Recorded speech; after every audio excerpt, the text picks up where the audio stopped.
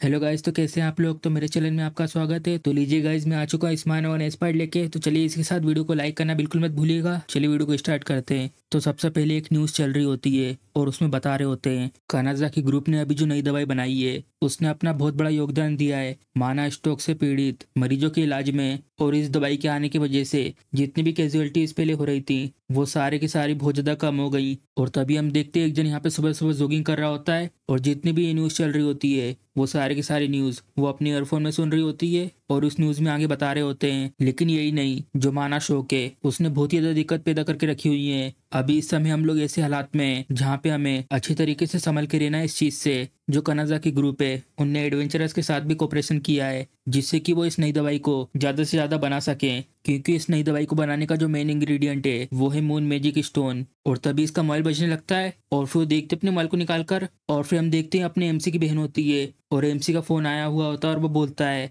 Good morning नासू। और फिर भी अपने भाई का रिप्लाई देती है गुड मॉर्निंग से। और एमसी उससे पूछता है आखिर अब तुम्हारी तबीयत कैसी है, अब तुम्हारा शरीर ठीक है ना। और फिर नाटसू बोलती है हाँ मैं अब ठीक हूँ और मुझे पहले से बहुत ज्यादा अच्छा फील हो रहा है और एक्चुअली मैं अभी मैं इस समय जॉगिंग कर रही हूँ। आखिर तुम इस समय कहाँ पर हो ब्रदर। और फिर एमसी बोलता है मैं हूँ दुनिया के सबसे ऊंचे पहाड़ की चोटी पर। और फिर इसकी बहन बोलती है तुम इतनी जल्दी ऑलरेडी उसकी चोटी पर पहुंच गए। और फिर एमसी बोलता है हाँ अभी मैं नीचे उतरने ही वाला था। और फिर उसकी बहन बोलती है तुम तो बहुत ज्यादा अमेजिंग हो, लेकिन आखिर तुमने अचानक से ऐसे पहाड़ चढ़ना डिसाइड क्यों करा। और फिर एमसी बोलता है वेल बात ऐसी है कि। और फिर हम देखते हैं पहाड़ के ऊपर चढ़ना ये सिस्टम का क्वेस्ट था और ये कंप्लीट हो चुका होता है और कंप्लीट करने के बाद उसको चाबी मिल चुकी होती है। और फिर बोलता है ये इसलिए क्योंकि पहाड़ होते ही है कॉन्कर करने के लिए। और फिर ये बोलती है तुम कभी कभार वियर्ड हो जाते हो ब्रदर, और वैसे ये सब कुछ ठीक है जब तक तुम्हें इसमें मजा आ रहा हो। मैं भी हमेशा से यही चाहती थी कि मैं भी अपने पैरों पर अलग अलग जगहों पर जाऊं, इस तरीके से फिर से चल पाना सच में मैं बहुत ही ज्यादा खुश हूँ।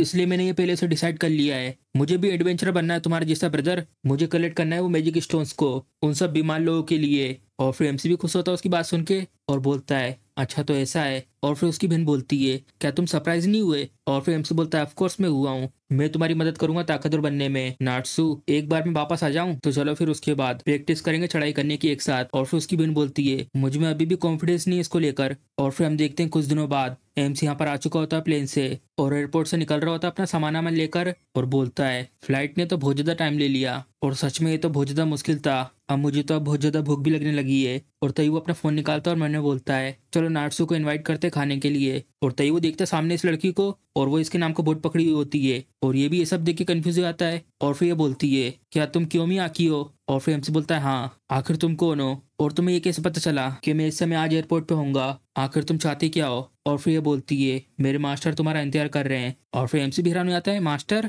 आखिर तब क्या होगा अगर मैंने मना कर दिया तो। और फिर ये बोलती है प्लीज ऐसा मत कहो, मेरे मास्टर अपनी तरफ से तुम्हारा शुक्रिया अदा करना चाहते हैं जो तुमने वो तरीका डेवलप करा था जिससे माना शोक को ठीक कर सकते हैं। और फिर एमसी बोलता है आखिर तुम्हारा इससे क्या मतलब है। और फिर ये बोलती है मेरे मास्टर को पहले से ही सब कुछ पता है, अगर तुम इसमें इंटरेस्टेड हो तो फिर प्लीज। और फिर हम देखते हैं एमसी को पहले भूख लगी हुई थी और गाड़ी के अंदर वो फल फ्रूट देखकर वो अपना माइंड चेंज कर लेता है और उससे बोलता है क्या ये ठीक रहेगा अगर मैं ये खा लूंगा तो। और फिर ये बोलती है हाँ प्लीज इंजॉय करिए। और तभी वो जल्दी से चले आता है उसके अंदर और टूट पड़ता है उन फल फ्रूट के ऊपर। और फिर हम देखते हैं जा रही होती गाड़ी चला के और फिर एमसी से बोलती है हम लोग जल्दी आ जाएंगे यहाँ पर। और फिर हम देखते हैं एमसी आराम से अपना फल फ्रूट यहाँ पे खा रहा होता है और फिर वो देखता है खिड़की से बाजू में और वो पहुंच ही गए होते हैं इस जगह पर। और तभी हम देखते हैं बहुत बड़ा सा आलीशान सा बंगला होता है और ये लोग भी यहाँ पर पहुंच जाते हैं। और तभी एमसी देखता है इस सिंबल को और वो ये सिंबल देख के पहचान जाता है कि आखिर उसे किसने बुलाया है। और फिर हम देखते हैं एमसी यहाँ पर आ जाता है और फिर पीछे वो बोलती है मास्टर मैं लेके आ चुकी हूँ क्योमी आकी सर को। और फिर ये बोलता है तुमने बहुत अच्छा किया। और वो आ रहा होता है सीढ़ी से उतर के और बोलता है तुम्हारा स्वागत है क्योमी-सान, मुझे इसके लिए माफ करना तो मैं यहाँ पर फोर्स का यूज करके इस तरीके से लाने के लिए। और फिर मैं बताते हैं इसके बारे में, ये इस क्लास का एडवेंचरर और इसका नाम है हीराहा डाइगो और ये लीडर है एक एस क्लास गिल्ड का और उस गिल्ड का नाम है फ्रोजन एलिड। और फिर एमसी भी उसकी तरफ देख के बोलता है जैसा सोचा था ये किरा डाइगो ये भी सेम लेवल पर रहेगा, पावरफुल कार्रेनियन रेज गिल्ड के समान। मैं ऑलरेडी इसके प्रेशर को फील कर सकता हूँ, आखिर ये चाहता क्या है मुझसे। और तभी हम देखते हैं अचानक से एमसी के ठीक सामने आ जाता है और फिर एमसी भी चौंक जाता है अचानक से इसको अपने इतने पास देखकर, क्या आखिर ये सब क्या है। और तभी एक आवाज आती है पैम। और फिर हम देखते हुए एमसी गले लग कर रोने लगता है और फिर एमसी भी बहुत ज्यादा हैरान हो जाता है इसको ऐसा करता देखकर और वो बोल रहा होता है तुम्हारा बहुत बहुत शुक्रिया, तुम तो मेरे सेवियर हो, जो दवाई तुमने बनाई थी उसने मेरी वाइफ की जिंदगी को बचा लिया है। मुझे ये लगा था कि अब उसके लिए कोई भी आशा नहीं बची हुई है लेकिन तुमने उसे बचा लिया। और फिर एमसी बोलता है, अच्छा तो ऐसी बात है, जो तुम्हारी वाइफ है वो भी माना शौक से पीड़ित थी। मुझे ये न्यूज़ सुन के बहुत ज़्यादा खुशी हुई कि वो रिकवर हो गई है। और फिर वो अपने फ़ोन में उसकी पिक्चर निकाल रहा होता है और बोलता है, हाँ जरा देखो अब उसे, वो पहले से कितनी ज़्यादा बदल चुकी है। उसे देखकर ऐसा लग रहा है कि अब उसे फिर से उसकी खुशियाँ मिल चुकी हैं। और फिर एमसी देखता है उसकी फ़ोटो और वो बहुत ही ज़्यादा खुश लग रही होती है। और फिर वो पीछे से रोते हुए बोल रहा होता है, तुम्हारा बहुत बहुत शुक्रिया इसके लिए, बहुत बहुत शुक्रिया। और फिर एमसी मन में बोलता है, मुझे ऐसा बिल्कुल नहीं लगा था कि ये बिल्कुल एक रोते हुए बच्चे जैसा होगा। मैं तो शुरुआत में बहुत ज़्यादा चिंता कर रहा था, लेकिन आखिर इसे पता कैसे चला कि वो मैं था जिसने वो दवाई बनाई है। और यहाँ तक कि मैंने उन सबसे ये कहा था कि मेरे बारे में जितनी भी इन्फॉर्मेशन है उसको छुपा के रखना है। और फिर वो एमसी से बोलता है, हे क्यों मियाकी, चाहे मैं इसके लिए तुम्हारा कितना भी शुक्रिया करूं वो कभी भी काफ़ी नहीं होगा। लेकिन मैं सच में तुम्हें रिवॉर्ड देना चाहता हूँ, जितना रिवॉर्ड पॉसिबल है उतना। इसलिए अगर तुम इससे सहमत हो तो क्यों नहीं तुम ज्वाइन करते फ्रोजन एलीट को। और एमसी भी हैरान हो जाता है उसके ऑफर को सुन के। और फिर मैंने बोलता है, क्या, ये तो मैंने बिल्कुल भी नहीं सोचा था। और फिर उससे बोलता है, ये ओनर की बात है, लेकिन मैंने ऑलरेडी पहले से एक दूसरे गिल्ड को ज्वाइन कर लिया है। और फिर ये बोलता है, वो कार्लिनियन रेज है ना, क्यों, लेकिन उस गिल्ड के पास वो चीज़ नहीं है जो मेरे गिल्ड के पास है। हमारे पास एक सबूत है कि कैसे पहुंचना है इस क्लास के डंजन में। और फिर एमसी भी हैरान हो जाता है उसकी ऐसी बात सुन के। और ये बता रहा होता है जो रास्ता है उस डंजन का जो इतने सालों से बनता, अब वो आखिरकार खुलने वाला है। तो आखिर क्या सोचते हो तुम इसके बारे में। और फिर अपना हाथ आगे करके बोलता है, क्या तुम जाना चाहते हो हमारे साथ। और फिर एमसी उसके ऑफर को सुन के मन में बोलता है, जाना है इस क्लास के डंजन में। और फिर हमें बताते हैं इस क्लास के डंजन के बारे में। इस क्लास का डंजन अबेस, नॉर्मली जो इस जगह पर जाने का जो गेट है वो बंद है, और ऐसा होने की वजह से उस डंजन में जाना इम्पॉसिबल है। ये एक अनएक्सप्लोर्ड जगह है जिसको कॉन्कर करना बहुत ज्यादा डिफिकल्ट है। लेकिन जैसे तैसे करके तुम इसकी कंडीशन पूरी कर देते हो तो जो इसकी सील है वो ब्रेक हो जाएगी, और फिर उसके बाद जो इसका गेट है वो ओपन हो जाएगा। ये सब सुना है मैंने उस अबेस के बारे में, और तब भी तुम ये कह रहे हो कि तुम्हारे पास एक सबूत है कि कैसे उस जगह के अंदर जा सकते हैं। और फिर ये बोलता है, एग्जैक्टली, अगर इसको बिल्कुल सही तरीके से कहें, ये सबूत उसके बारे में है कि तुम कैसे पहुंच सकते हो उस अबेस के कोर तक। और यहाँ तक कि कार्नेडियन रेज एक ऐसा गिल्ड है जो भरा हुआ है पूरी तरीके से ब्रिलियंट लोगों से, लेकिन तब भी ये टकासी एलिस के लिए इम्पॉसिबल है। और ये चीज सच है कि जो ये डंजन है वो बहुत ज्यादा मुश्किल है, और वो एक ऐसा डंजन है जिसको कॉन्कर नहीं कर सकते इस दिन तक भी। सिर्फ एक ही जन है जो ये सब कर सकता है, और वो है हम, द फ्रोजन एलीड। और फिर एमसी उसकी बात सुन के बोलता है, इतना ज्यादा कॉन्फिडेंस, आखिर तुम्हारे पास इसको लेकर प्रूफ क्या है। और फिर ये बोलता है, वो है कि इस क्लास का मोस्टर जो घूम रहा हो सब इसके अंदर। हमारे पास है इन्फॉर्मेशन मशीन ड्रैगन की। और फिर एमसी ये न्यूज सुन के बहुत ज्यादा हैरान हो जाता है, मशीन ड्रैगन, वो ड्रैगन के बारे में आखिर तुम्हें ये इन्फॉर्मेशन कहाँ से मिली। और फिर ये बोलता है, वो ड्रैगन, कहीं ऐसा मत कहना कि तुम्हें ऑलरेडी पता है। और फिर एमसी मैंने बोलता है, ओ नो, ये बहुत बड़ी दिक्कत की बात हो जाएगी अगर इसे ऐसा पता चल गया तो। और फिर एमसी उसको जवाब देता है, मुझे ये थोड़े रूमर से पता चला है। और फिर ये बोलता है, चलो तो फिर इस बात को यहीं पे छोड़ देते हैं, लेकिन फिर भी भले अगर तुम मेरे सेवियर हो, मैं तब भी तुम्हें इसके बारे में नहीं बता सकता। अगर तुम मेरे गिल्ड को ज्वाइन कर लोगे तो मैं तुम्हें सब कुछ बता दूंगा। और फिर एमसी कुछ नहीं बोलता उसकी ये बात सुन के। और फिर मैंने बोलता है, मशीन ड्रैगन कुलकन, ये मोस्टर रहेगा ट्रिगर, जिसके कारण मैं रिग्रेस हुआ था पास्ट में। एक बार नाटसू को माना स्टॉक से बचाने के बाद अब मेरे पास कोई और रीजन नहीं है उस मोस्टर से दोबारा मिलने का।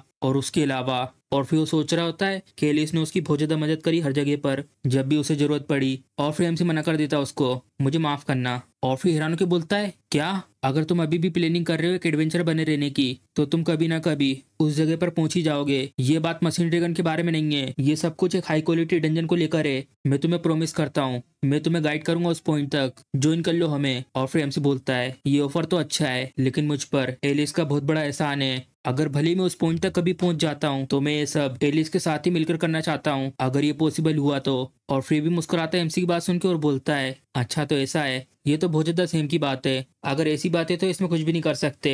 और फिर थोड़ी देर चुप हो जाता है और बोलता है, जब तक तुम साथ हो एक एस क्लास गिल्ड के तो कभी ना कभी तुम बीच में घसीटे चले आओगे डंजन को लेकर दो गिल्ड के बीच के क्लेश में। और वैसे अभी तुम जितने टाइम पर बाहर थे इतने समय में बहुत सारी चीजें बदल गई हैं एडवेंचरर की दुनिया में। और फिर पीछे उससे बोलता है, लाओ उसे यहाँ पर। और फिर हम देखते हुए खत देती है इसको, और फिर उसको खोल के एमसी को दे रहा होता है, तुम भी अब इस समय फंस चुके हो, लो पढ़ो इसे। और फिर एमसी भी कंफ्यूज हो जाता है और अपना हाथ बढ़ाता है उसको लेने के लिए, और बहुत ही ज्यादा हैरान हो जाता है उसको पढ़ के। और फिर हम देखते हैं एक प्लान होता है अब इसको कॉन्करा करने का, 5 लोगों की पार्टीज बनाकर इस क्लास के एडवेंचरस की। और फिर वो ले लेता है एमसी के हाथ से इसको, और फिर ये बता रहा होता है, ये एक क्वेस्ट हैगा गवर्नमेंट की तरफ से, और ये कुछ दिन पहले ही आया यहाँ पर। और जो कार्डेनियन रेज है उनको भी जरूर मिला होगा ये लेटर। गवर्नमेंट बहुत ही ज्यादा जल्दी में है जिससे कि वो अधिकार जमा सके इस डंजन को कॉन्कर करने पर। जो हायर अप्स हैं वो जरूर इस डंजन के बहुत ज्यादा हाई वैल्यूएबल ट्रेजर के पीछे हैं। और फिर एमसी बोलता है एडवेंचरर भी तो सेम ही होते हैं, क्यों है ना। और फिर भी हंसते हुए बोलता है तुम्हारा रिस्पॉन्स तो बहुत अच्छा है, अगर तुम ये समझ गए हो तो तुम्हें भी इसके लिए अपने आप को तैयार कर लेना चाहिए।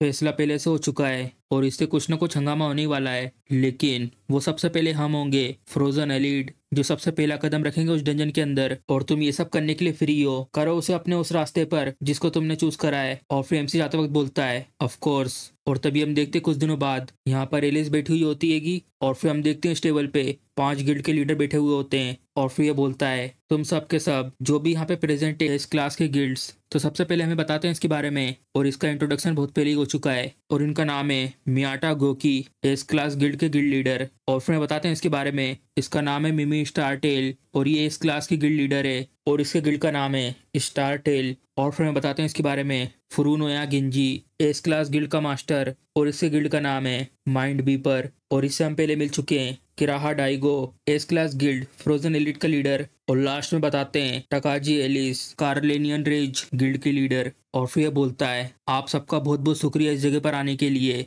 आज हम लोग उस क्वेस्ट के बारे में डिस्कस करेंगे जिसको हमने कुछ दिन पहले आप लोगों को भेज दिया है। मैं चाहता हूँ तुम लोग पार्टिसिपेट करो इसके इन्वेस्टिगेशन में और रेड करो इस क्लास के डंजन को। यहाँ पर अभी भी कुछ अननोन चीजें आएंगी उस डंजन को लेकर, इसलिए मैं यहाँ पे तुम सबसे पूछ रहा हूँ इस क्वेस्ट में एक साथ काम करने के लिए जिससे कि हम इसको ओवरकम कर सकें। और फिर हंसते हुए बोलता है साथ में मिलकर काम करना, तुम ये कह रहे हो। मैं तो ये सोच रहा हूँ कि यहाँ पर कितने लोग हैं जो इसमें सपोर्ट करना चाहते हैं और साथ मिलके एक दूसरे के साथ काम करना चाहते हैं। और फिर बाजू में से ये बोलती है ओ माय, तुम तो बहुत ज्यादा रूड तरीके से बात कर रहे हो। और फिर ये बोलता है रूड, जरा देखो पास से, सबके सब प्रिटेंड कर रहे हैं अपने एक्सप्रेशन से, लेकिन देखो तो उनके घूरने को। एक साथ काम करने से अच्छा हमें अच्छे से काम करना चाहिए खुद की रेपुटेशन पर। और फिर खड़े होकर बोलती है आखिर बुराई क्या है एम्बिशन के होने से, क्योंकि सबके सब आखिर में अपने ऊपर स्पॉटलाइट चाहते हैं। लेकिन अभी इस समय ये पूरी तरीके से डिफरेंट मैटर है। गवर्नमेंट चाहती है हम लोगों का एक साथ कोऑपरेशन। मुझे सच में ये पसंद नहीं है कि बूढ़े लोग मुझे ब्लेम करें, वो इसलिए क्योंकि मैं इतनी जवान हूँ।